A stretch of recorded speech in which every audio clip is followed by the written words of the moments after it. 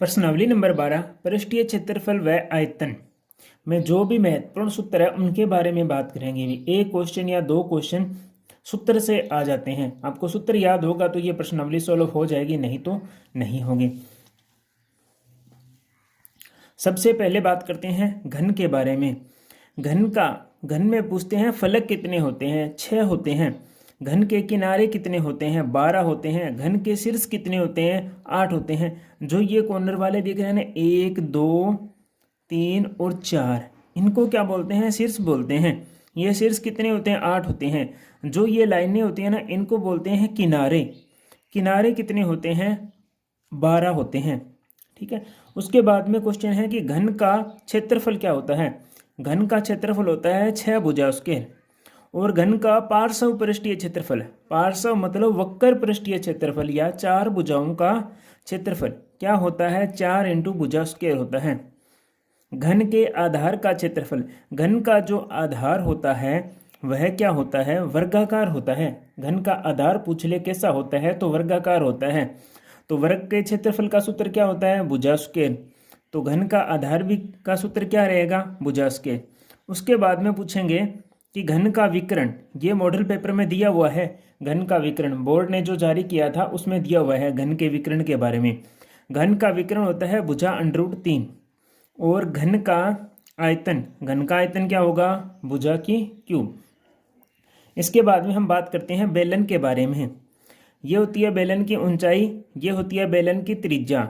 सबसे पहले बात करेंगे बेलन का वक्र पृष्ठीय क्षेत्रफल।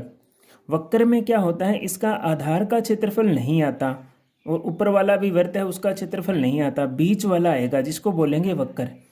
क्या होता है, 2πr(h) होता है। बेलन के आधार का क्षेत्रफल, बेलन का आधार होता है वृत्ताकार और वृत्त का क्षेत्रफल क्या होता है, πr² होता है। इसी प्रकार हम बात करेंगे बेलन का संपूर्ण पृष्ठीय क्षेत्रफल क्या होता है, 2πr(h + r). बेलन का आयतन क्या होता है, πr²h। बेलन का आयतन क्या होता है, πr²h। अब बात करेंगे घनाभ के बारे में। वही घनाभ के फलक किनारे जो मैंने घन में बताया था वही होता है।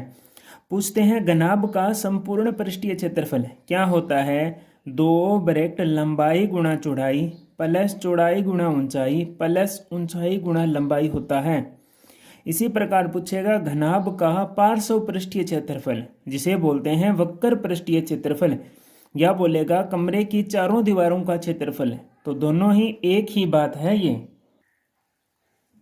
क्या होता है, 2 ऊंचाई लंबाई प्लस चौड़ाई होता है, चारों दीवारों का क्षेत्रफल।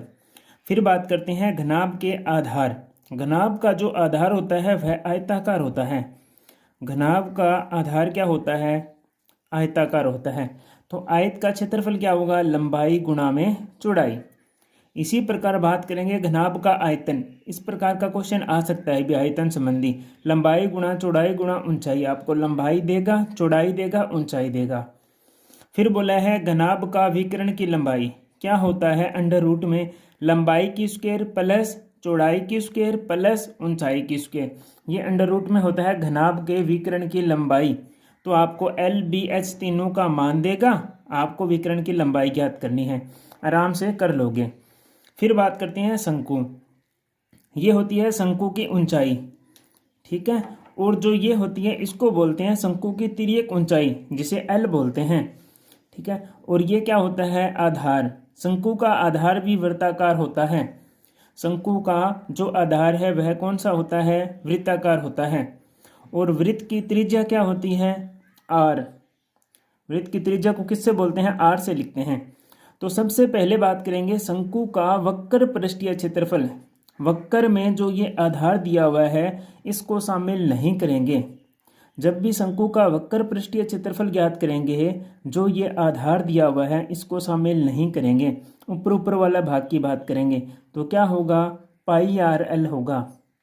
फिर बात करता हूँ शंकु का संपूर्ण पृष्ठीय क्षेत्रफल, जिसमें शंकु के आधार को भी शामिल करेंगे और पूरे का ज्ञात करना है। तो क्या होगा, πr (r + h r + l) L क्या है, यहाँ तिर्यक ऊंचाई है भी एल। फिर बात करते हैं शंकु के आधार का क्षेत्रफल। अब फिर बता रहा हूँ, शंकु का आधार वृत्ताकार होता है और वृत्त का क्षेत्रफल क्या होता है, पाई आर स्क्वायर होता है। तो वृत्त के क्षेत्रफल का सूत्र लगा दिया यहाँ, पाई आर स्क्वायर। फिर हम बात करेंगे शंकु की ऊंचाई, और शंकु की ऊंचाई कौन सी, तिर्यक ऊंचाई की बात कर रहा है ये। तिर्यक ऊंचाई को एल से लिखते हैं, और एल का मान कैसे ज्ञात करते हैं, अंडर रूट में आर की स्क्वायर प्लस एच की स्क्वायर। इससे कौन सी ऊंचाई ज्ञात होगी, शंकु की तिर्यक ऊंचाई ज्ञात हो जाएगी। एक और क्या होता है, शंकु का आयतन। शंकु का आयतन का सूत्र क्या होता है, 1/3 पाई आर स्क्वायर एच।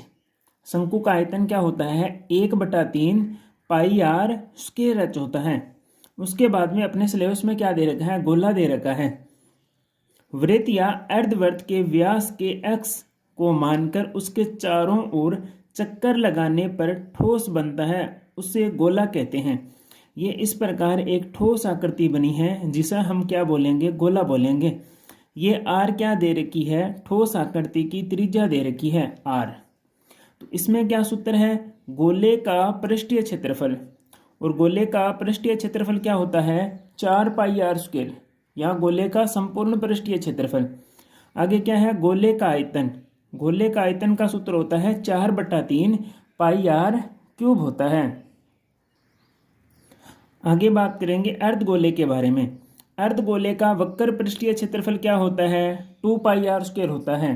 अर्धगोले का वक्र पृष्ठीय क्षेत्रफल 2 पाई आर स्क्वायर। अर्धगोले का संपूर्ण पृष्ठीय क्षेत्रफल क्या होता है, 3 पाई आर स्क्वायर होता है।